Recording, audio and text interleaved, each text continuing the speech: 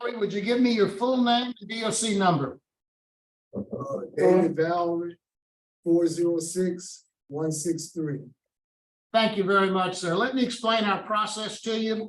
First, I'm going to read some information into the record, and then we're going to conduct a parole interview with you. After we do the interview, we'll ask the warden for any input he may have, and we'll have, if you have any supporters, they'll be allowed to make a statement on your behalf.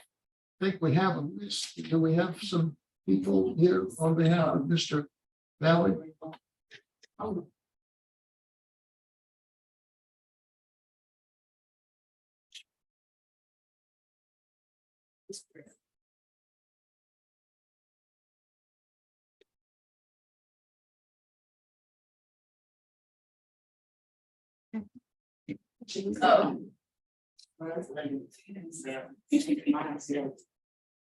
Thank you. I'm sorry, Mr. Valrie. Mr. Valrie, you have three people here today in support of you. Christine Valrie, your niece, Melinda Lyons, your cousin, and Dr. Kenneth Williams, who is a friend of yours. They will all be speaking on your behalf today. At the end, you'll be allowed to make a statement before the board, then the board will vote. Do you understand our process? Yes, sir.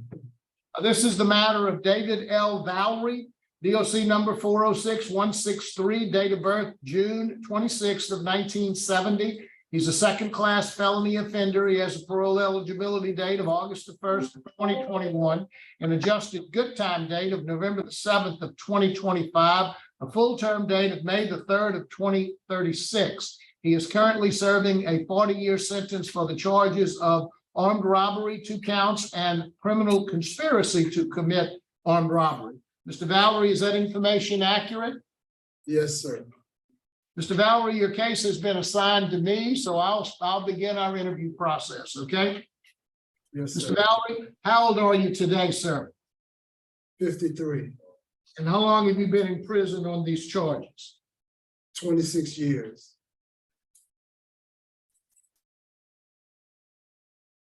And you were roughly 27 at the time that this happened? Yes, sir. So tell me a little bit about Mr. David Valrie at 27 years old. Tell me a little bit about your education. How much education did you have back then? I had some college. I've been to college for 3 years at Grambling State University. Okay. Were you working? Yes, sir. What kind of work were you doing? In telemarketing for Ticketmaster. Okay. And drugs or alcohol involved at all in this crime or in your life at all? Yeah, there was some recreationally. Okay, talk to me a little bit about the recreational. You're talking about drugs or alcohol? Alcohol. Okay, let's talk about alcohol first. When did you start drinking? How old were you when you first started drinking?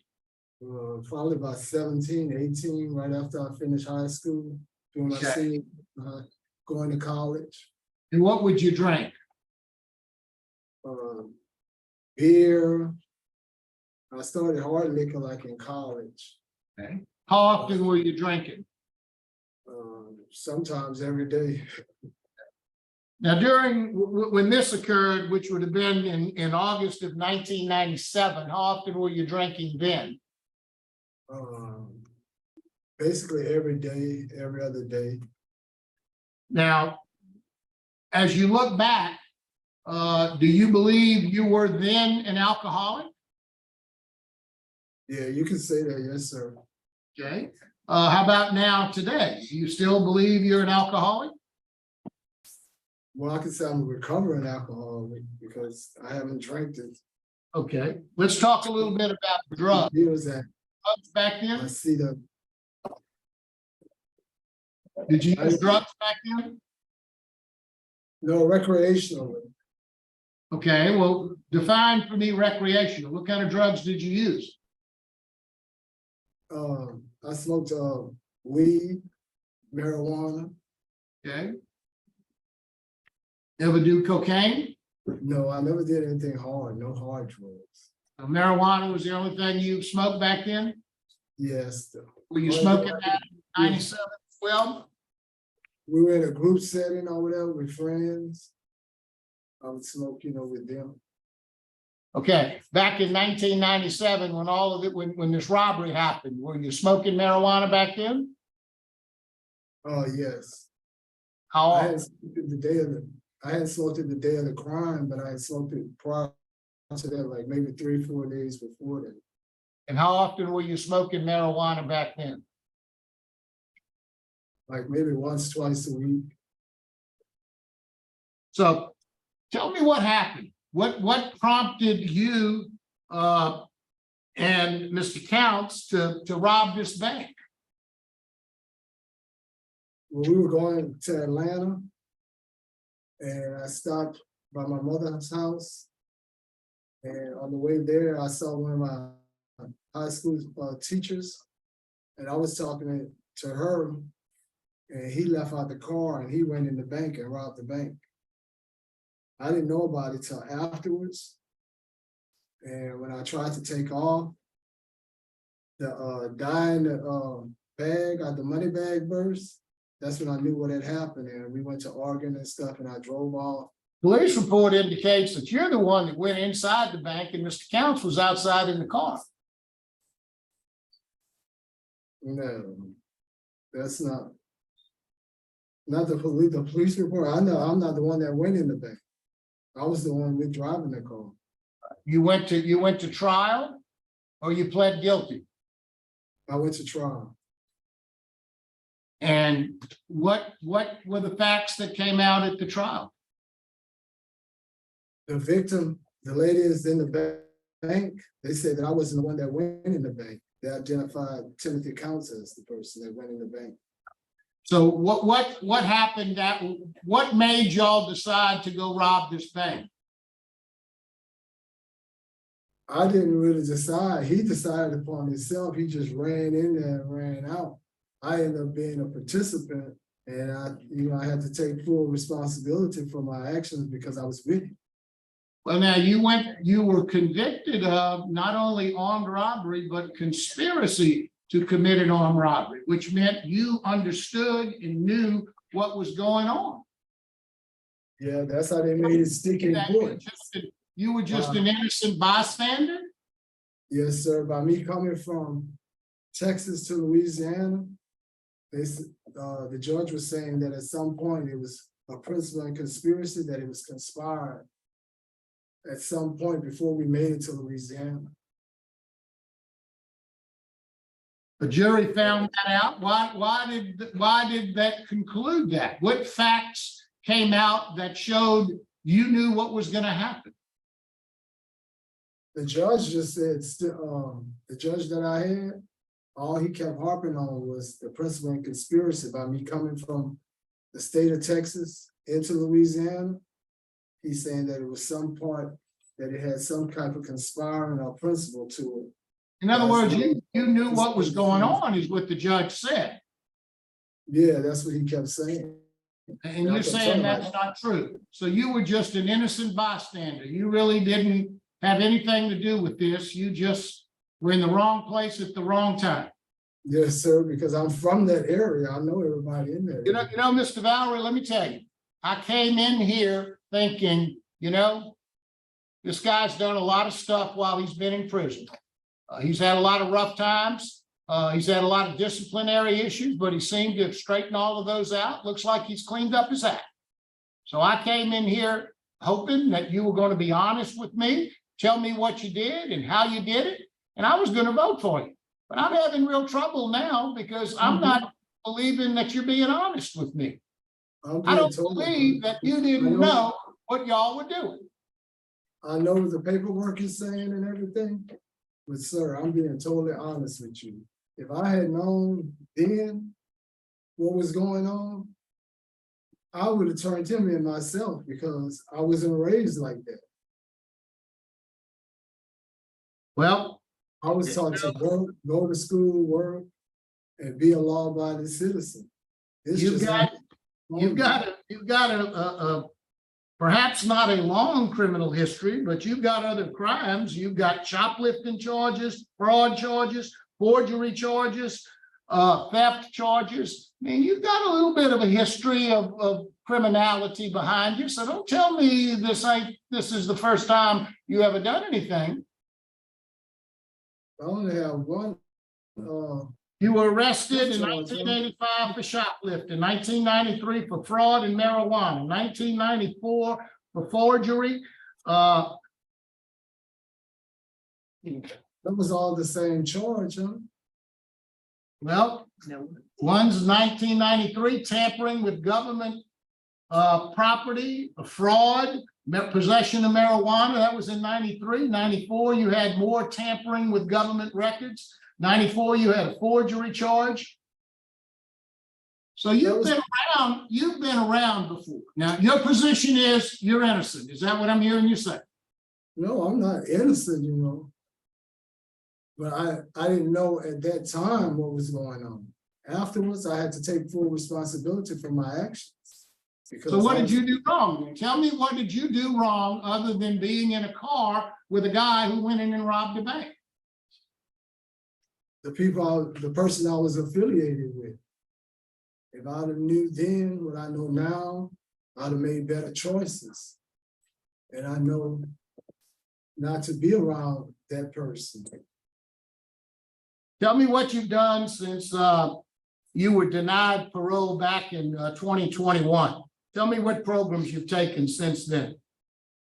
I've taken a vow. Tell me what a vow is. That's relative to victims. Tell me what that's about. Yes, sir. I learned that in a vow that I not only heard it myself, the victim, the community, all the different people involved. I didn't know that by taking a vow, I learned that there was a bigger perimeter of people that was affected by the crime.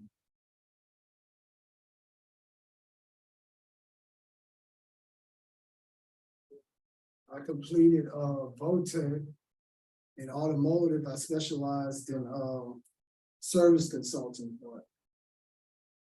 Tell me how you're going to remain sober if you were to be paroled. What's your plan to stay sober? Well, I can enroll in programs, but I have a good support system out there. People that's all positive, I'm gonna surround myself with. And I know after 26 years, I've learned that my mistakes, I had to correct them and know that, you know, I'm gonna be a law-abiding citizen and make sure that this never happens again in my life. Whole life What will never happen again? Me committing a crime, period. Well, you've been telling me that you didn't do anything wrong. You just were in the wrong place at the wrong time. My question to you is, how are you going to stay sober? You said something about classes. What have you taken in prison that would give you some tools to maintain your sobriety when you get out? I took AA, NA, living in balance. Okay, what did you learn from AA and NA? That I have to always think before my actions. Before I do something, I always think about it and know that, you know, the consequences for all my actions. So I have to stop, think, and do problem solving first. And are AA meetings important to you? Yeah, they will be.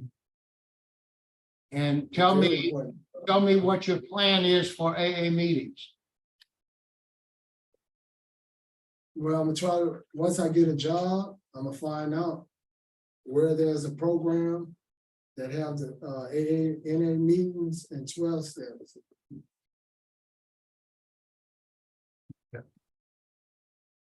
Questions? Warden, what can you tell us about Mr. Valrie? You know, David's only been here since 21. I think not too long after he got here, he had his first hearing with y'all, or had a hearing with y'all. He's a dorm orderly here. He did finish automotive.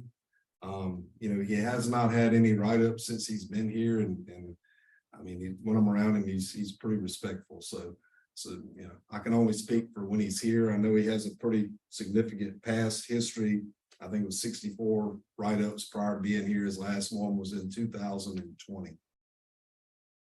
Prior to being here. He's been pretty good since he's been here. Thank you, Warden, very much. Ms. Wallace, you have a question? Good morning, David. Good morning.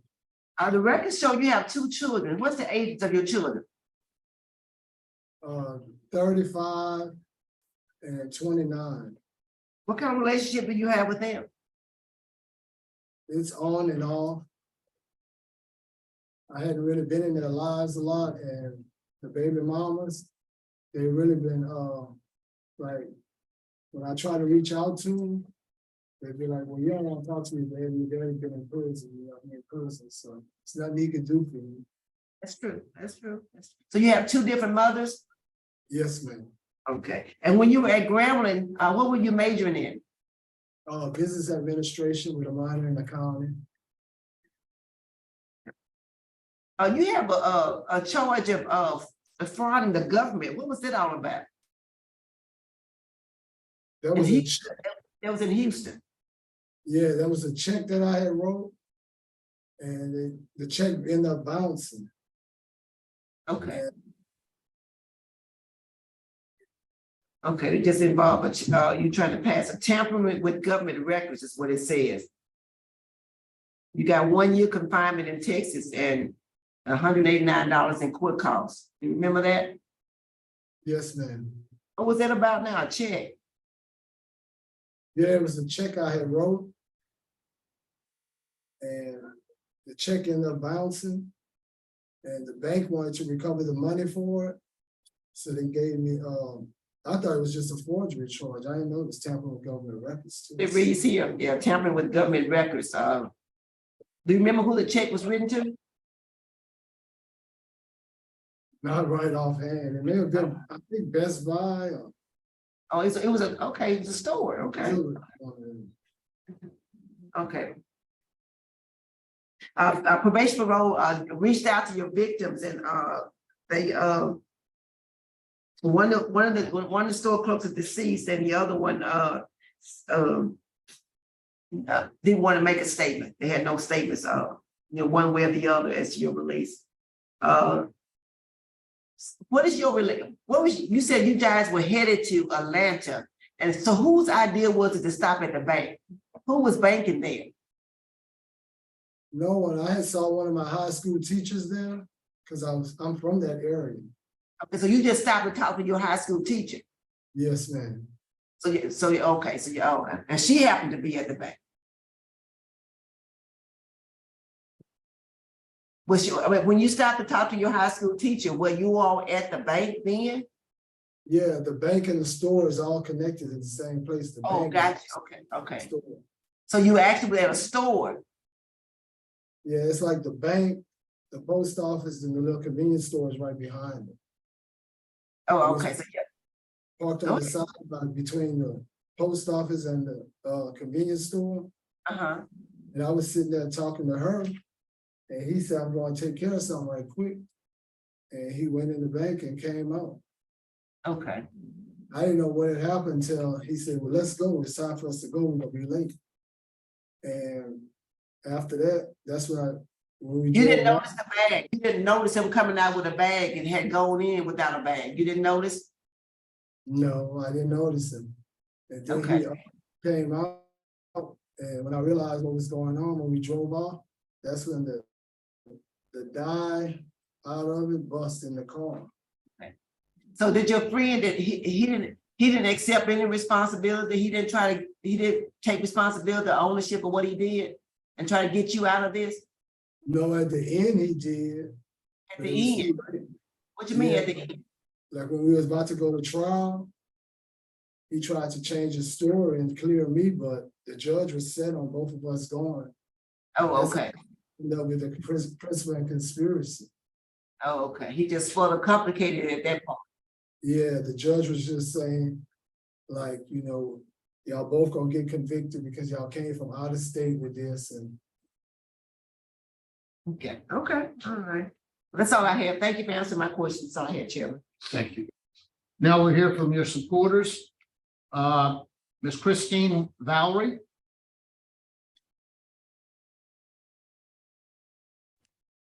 Good morning. Morning. Yes, can you hear me? Yes, ma'am, we can hear you. Please introduce yourself and tell us what you'd like us to know about your uncle. Well, my name is Christine Valrie Boma. I'm David's niece, but we were raised together as sister and brother. My grandparents, his parents raised me from when I was 5, so we're more like sister and brother. So I just wanted to say that I'm representing the Valrie family, that we really are going to be supportive of him if he's released. We've been waiting, it's been over 25 years. He's missed a lot of milestones in the family, good and bad. Unfortunately, both his parents have passed away while he's been in jail. He's lost a sister and a brother, the sister being my mother. He's missed out on births in the family. My own daughter, she's graduated high school. He's missed out on all these things. We feel that he's remorseful, has been rehabilitated, and we are going to support him financially, emotionally, any way that we can as a family, so that he can be a productive member of society. That's what we want for him. And that's all I have to say. Thank you very much, ma'am. Now we'll hear from Miss Melinda Lyons. Hi, I'm on respectfully asking you that you would grant David parole. David has grown into one of the most sensitive, kind and caring person that I know of, and I know that he got himself into some serious trouble, and we're here now. But he really does accept responsibility for his crimes. And I know that he'll find employment, stay out of trouble, and get on the right path. He's welcome to come to my home if he needs to get a good start. But I'm hoping that you'll give him a second chance and grant him parole. Thank you very much, ma'am. Now we'll hear from Dr. Kenneth Williams.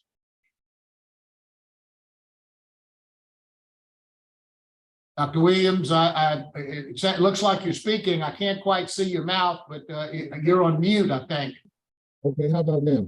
Yes, sir, we can hear you. Can you move back? Can you back up just a little? There you go. You can't see your face. Yeah, there we go. That's better. All right. Okay, good morning, board. My name is Dr. Kenneth Williams, and I've been friends with David Valrie for probably 40 years now. We met at Grambling State University when we were freshmen or sophomores, etc. I've gone on this journey with David since his incarceration. I currently work as a mental health therapist and coupled with providing housing for men for second chance programs like David would need. David probably right now have 40 other people who wish they could be on the phone who are waiting for me to call them about this parole decision here. He will have, insurmountable support making that transition from prison to home, back to the community. I know that he's truly remorseful just based on the conversations that we've had over the last 25 years, 25 plus years. I think he's truly remorseful about that decision, about what occurred with the victims, how their lives were impacted, how he's impacted his family lives, his kids, etc. And I just humbly ask that this committee truly consider his parole favorably. Thank you very much, Dr. Williams. We appreciate your comments. Mr. Valrie, is there anything you'd like to say to the board before we vote? I'd like the board to know that I'm not that same person that I was in August 1997. That throughout my incarceration, I've learned that I take full responsibility, and I've learned that the crime that I've partaken in, that it's affected a lot of people, not only the victim, the community, my family, everyone that's been around me that know me. And, you know, I live every day for 26 years with regret, what ifs, you know, my remorsefulness. I know that I can and I will be a productive success in society if I'm released. I look at that commercial that's the Second Look Alliance commercial when the lady was incarcerated. She got out after 25 years and she became, you know, a law-abiding citizen. She got a house and all that. And I said, you know, this could be me. You know, throughout these years, you know, I spend a lot of time, you know, trying to educate other people that, you know, just by the small thing you do in life, you know, your whole life could be taken away from you. You know, and I'd like to apologize to the victims, the community, whoever else I may have hurt it along the way. And, you know, I'm remorseful is not, you know, it's an understatement because, you know, I had to live these 26 years with what if, and I know I'm a better person than that. You know, I've lived my whole life, you know, I've learned throughout life. I've learned to discipline myself, to be patient and know that life is more than, you know, a simple act, you know. And I like to say, you know, if I'm given an opportunity, I could prove to everyone that, you know, anybody that's doubting or whatever, you know, I can be a success story. Because throughout my incarceration, all I did was tutor. And I was a tutor and tried to educate other people that, you know, how important it is for education. And if I know what I know now, you know, I would have never, ever participated in that crime. And, you know, I'm sorry. You know, that's all I could do is continue to apologize like I have. And, you know, from the bottom of my heart, I'm really, really wishing that I could be given a second chance in life.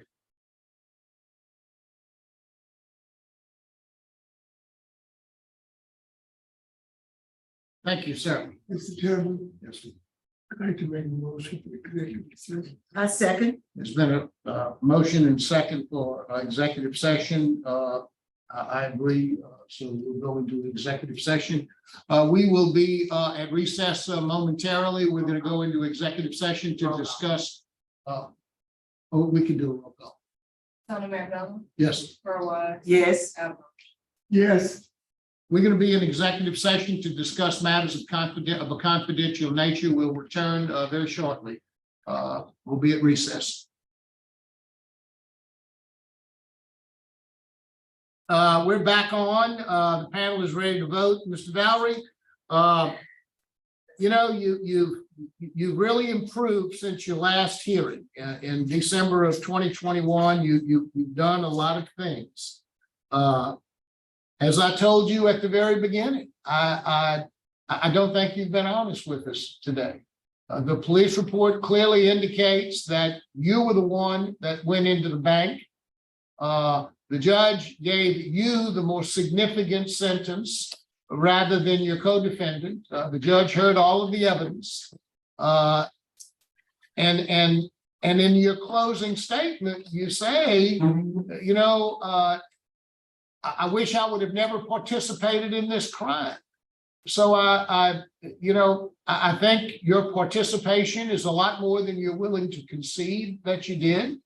And I think that you need to look inwardly to understand and to be honest with us the next time. I'm just one vote. My vote today is to deny. Mr. Roche. Mr. Valrie, I sit here and I listen to your explanation of what happened. And then I listen to your statements at the end. I wish I wouldn't have participated. You got the significant sentence based on your lack of responsibility, based upon a good time date in the near future. My vote is to deny your request. Thank you, Mr. Roche. Ms. Wise? I'm gonna take a chance on you, sir, but I'm just only one vote. My vote is to grant. You don't have victim opposition. You have 540 days of programming. You have positive family support. You have a low risk and low need. So my vote is to grant your parole today. Thank you, Ms. Wise. Mr. Valrie, you have 2 votes to deny, 1 vote to grant. Your parole has been denied. I would encourage you to look inwardly and be honest the next time you come before the board. Good luck to you, sir.